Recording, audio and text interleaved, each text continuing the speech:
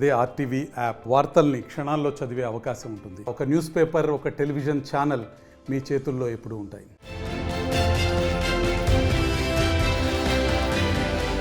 పశ్చిమ బెంగాల్లోని మమతా బెనర్జీ ప్రభుత్వానికి షాక్ తగిలింది. కోల్కతా హైకోర్టు సంచలన తీర్పునిచ్చింది. 2016 టీచర్ రిక్రూట్మెంట్ స్కామ్ కేసులో 25,753 టీచర్ల ఉద్యోగాలను రద్దు చేసింది. ఇప్పటివరకు వారు తీసుకున్న జీతాన్ని 12% వడ్డీతో ఇచ్చేయాలని, అది 4 వారాల్లో తిరిగివ్వాలని కోర్టు తేల్చి చెప్పింది. వీరంతా ఓఎంఆర్ షీట్లను నింపకుండా సబ్మిట్ చేసి టీచర్ ఉద్యోగాలను సంపాదించారు. అంతేకాకుండా ఈ పూర్తి టీచర్ రిక్రూట్మెంట్ ప్రక్రియపై దర్యాప్తును చేపట్టాలని, 3 నెలల్లో రిపోర్టును ఇవ్వాలని సిబిఐని ఆదేశించింది. ఇలా 25,000 ఉద్యోగాలను తొలగించిన కోర్టు రిక్రూట్మెంట్ ప్రక్రియను త్వరగా చేపట్టాలని పశ్చిమ బెంగాల్ స్కూల్ సర్వీస్ కమిషన్ను ఆదేశించింది కోల్కతా హైకోర్టు.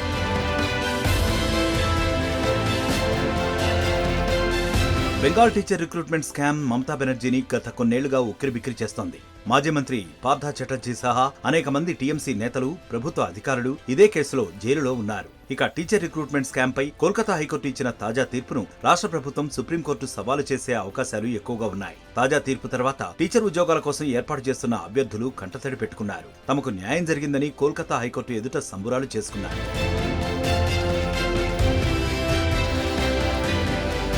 టీచర్ స్కామ్ పై గత కొన్నేళ్లుగా కోల్కతా హైకోర్టులో విచారణ జరుగుతోంది. WBSCC 2016లో ఏర్పాటు చేసిన బోర్డును హైకోర్టు గత ఏడాది రద్దు చేసింది. అలాగే 32,000కు పైగా ప్రైమరీ టీచర్లు, వీరికి సరైన శిక్షణ లేదని తొలగించింది. ఈ తీర్పుని ఇచ్చిన జడ్జి అభిజిత్ గంగూలీకి టీఎంసీకి మధ్య మినీ యుద్ధమే జరిగింది.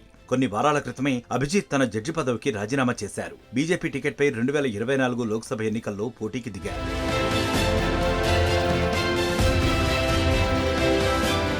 మరిన్ని వీడియోస్ కోసం ఛానల్ ని సబ్స్క్రైబ్ చేయండి. లేటెస్ట్ అప్డేట్స్ కోసం వాట్సాప్ ఛానల్ ని ఫాలో చేయండి. అండ్ లింక్ డిస్క్రిప్షన్ లో ఉంది.